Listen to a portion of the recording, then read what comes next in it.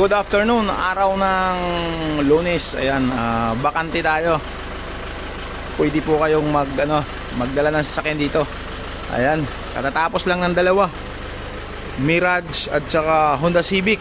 Ayan, sa araw ng Lunes ngayon, medyo bakante ang talyer natin. Ayan, pwede nyo dalhin yung sasakyan nyo. Okay. Alright, may isuso tayo dito ngayon. Ang problema dito is yung dipstick daw niya is malakas daw ang usok pag binubunot ito. Ayan, hindi lang dito, pati rin dito sa wheel cup niya. Ayan, pag binuksan mo ng ganon, ayan, malakas ang usok tsaka talsik. Ayun, ang ginawa natin dito, nagkaroon tayo dito ng problema kasi dati kasing nag-overheat to, kaya naapektuhan yung liner niya. Ayan, bago ang lahat dito, ang naging problema talaga is mausok na to dito dati. Ngayon, pinalitan natin ng diaphragm. Ang diaphragm na yan kasi is ito yon. Ayan, nagpalit tayo dyan. Ayan, bago na yan. Ayan. Ngayon, ang problema kasi dito, matigas na. Ayan, hindi na siya malambot kasi ang naikabit ko doon, napakalambot nun. Ngayon, ang problema dyan, nung ikinabit namin ito, nawala na yung usok. Wala lang akong video doon. Nawala yung usok. Ngayon, ito, pinay-start natin, naging okay na siya. Ngayon, ang concern ng may-ari, ang takaw daw sa gas, mausok. Ngayon, dinayagnos natin, ang naging problema, yung liner, tinamaan. Ito ang liner, yan, ito dito to. Yan, tinamaan. Yan, itong liner na to na tumama dito. Apat sila. Hindi lang liner, pati yung piston. Kaya yun ang cost naman kung bakit matakaw sa gas, sa langis. Ayan. Ngayon, sa ibang mekaniko kasi, kaya ingat din tayo minsan, magpasikan opinion tayo, hindi ko naman linalahat, pero minsan mas maganda kung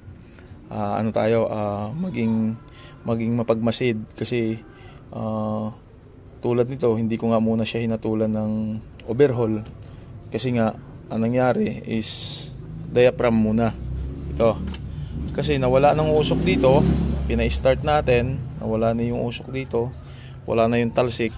Pero ang nangyari, mataka pa rin siya sa gas. Ayun, tinuloy na natin, in-overhaul natin. Ito ang kinalabasan. I-start natin ngayon. Ayan, start natin.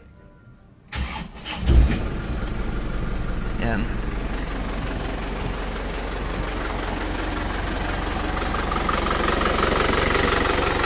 Ayan, na-under siya. Medyo vibrate, gawa nga ng walang aircon. Pag naka-aircon, mas maganda na, mas matining. Ayan. Ito, ang naging problema dito, ayan, pag hinuhugot mo siya, ayan, tulad niya, wala ka nang makikitang usok. Ayan, usok, talsik. Ayan, kasi pinalitan na natin. Yung iba dyan, pag hinuhugot mo dyan, grabe talsik. Ayan, pati dito. Ayan, sirado natin. Tapos dito, buksan natin. Yan. Kung mapapansin mo, yan, walang katalsik-talsik yan. Diba? Yan. Kumbaga, naging okay na yung circulation niya. Sa ngayon, okay. Dito siya magtatanong, bakit po? Ano po ang naging problema dun sa diaphragm? Ayan. Ito may short na lang ako dito. Paliwanag lang ako. Kasi itong po natin, diaphragm po natin, ayan, sa ilalim nito is diretso po yan dito. Ito, tsaka dito. Yung compression po doon, yung hangin galing sa makina, may usok po kasi dito. Napunta po dapat dito sa intake manifold. Ito. Air filter, air filter pala. Pupunta siya dito sa turbo, hinihigop ng turbo, diretso ngayon doon sa tambocho. So, ngayon ang ginawa dito, ang nangyari dito is sirado na siya. Yan. Hindi na siya naglaro. Kasi dapat kung naglalaro to, dapat nakakalabas. Nakakalabas yung hangin, nanggagaling doon, nakakalabas, pupunta rito. Ngayon, didiretso dito. Kaya ang tendency dapat wala dito usok. Kaya pag binunod mo na ganyan, dapat ganyan siya. Eh ngayon, dahil sa matigas na po ito, ayan, ubod na ng tigas na, nagalaw pa naman, hindi pa naman kaano, pero wala talaga, matigas na talaga siya. Kumbaga para siyang gumaganon-ganon siya habang naandar. Ngayon, nangyari sa kanya, pagka-andar po, napunta siya dito sa ilalim. Kasi sirado na dito, napunta siya sa ilalim, nalabas po siya dito pag binubunot mo. Okay.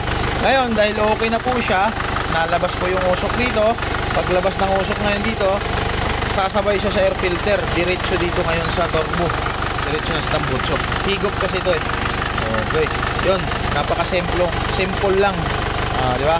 Ito lang ang dahilan niya kung bakit ito ang naging problema. Mausok dito, matalsik dito. Ay yung iba, sinasabihan tuloy na lubay na. Okay. Yun lang. Maraming salamat.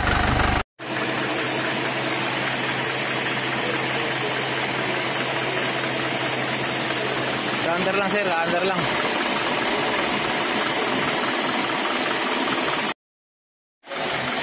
Ay sir, may kunting na lang, adjustment. Gawa nga ng injection pump, kailangan po puntahan ulit.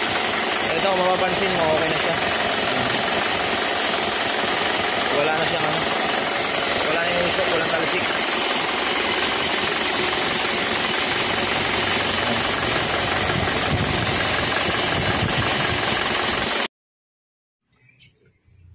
Ito pala yung bago ng barbula natin. Yan. Pinalitan na natin lahat. Engine valve ng exhaust tsaka intake. Ito yung luma natin.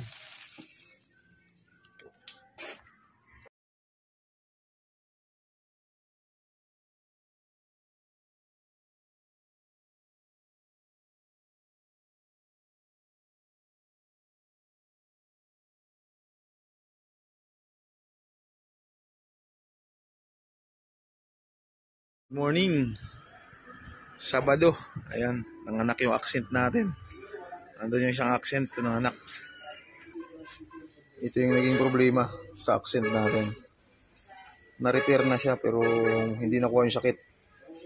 Uulitin natin ulit. Okay, medyo marami na rin tagas.